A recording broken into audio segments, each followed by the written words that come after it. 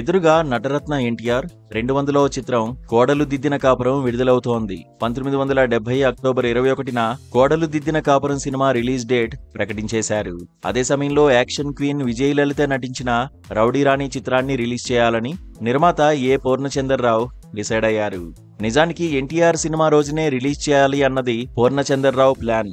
అయితే రామారావు తన sentiment date October 21న శుక్రవారం కాకుండా బుధవారం వచ్చింది.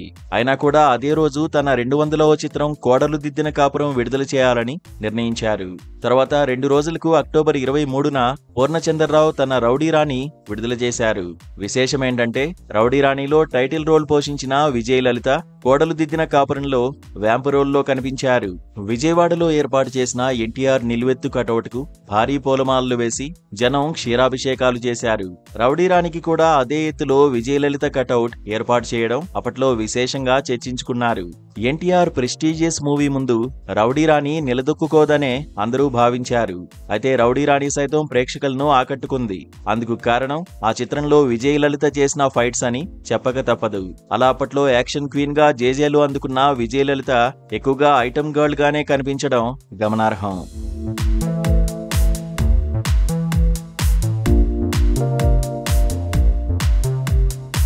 విజయలలిత 1949 జూన్ 17న తూర్పుగోదావరి జిల్లా అనపర్తిలో జన్మించారు.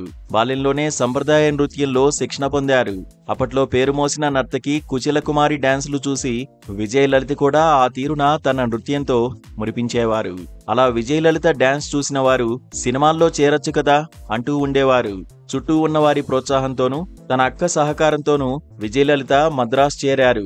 ఆమె నృత్యం చూసిన దోనెపూడి కృష్ణమూర్తి అనే నిర్మాత చిత్రసీమకు పరిచయం చేశారు.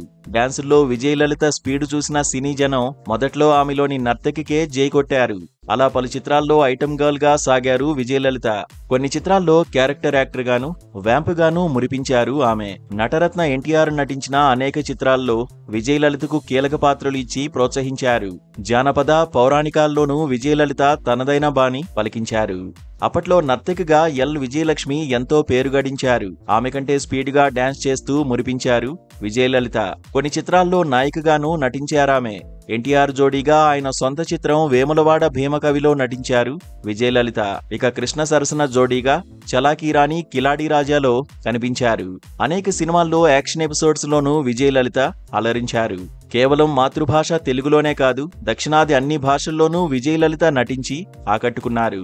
హిందీలో సాధు ఔర్ సైతాన్, రాణి మేరా నామ్, లోక్ పర్లోక్, హత్కడి వంటి చిత్రాల్లో నటించారు విజయలలిత.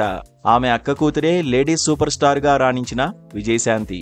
ఆనాటి అభిమానులు ఈనాటికి విజయలలిత డాన్స్ ను, యాక్షన్ సీన్స్ ను గుర్తు చేసుకుంటూనే ఉంటారు.